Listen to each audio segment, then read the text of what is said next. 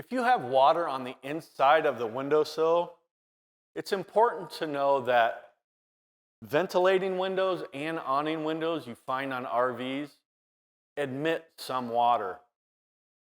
This could happen when subjected to direct water flows. Now, they are designed to manage the water that comes in during average storm events and normal vehicle washes.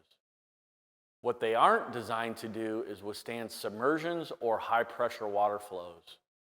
So most ventilating and awning windows are designed with weep holes.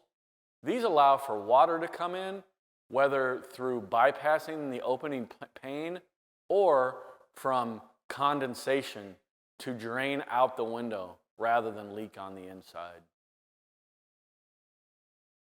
For windows that have weep holes on the top and bottom, what you're looking for is that the top weep holes, the primary ones that you can see on the outside of the window frame, have plugs in them, whereas the secondary weep holes, which are inside the frame, you can see them if you look close.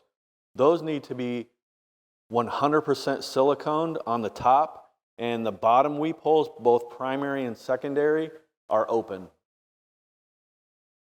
Now, from time to time, windows can get dirt and debris inside the weep holes on the bottom of the window. And what you can do is you can take a stiff wire, like a pipe cleaner, and push that inside the weep holes and clean those out and make sure that they're completely cleaned out so that the water can run through and out the window.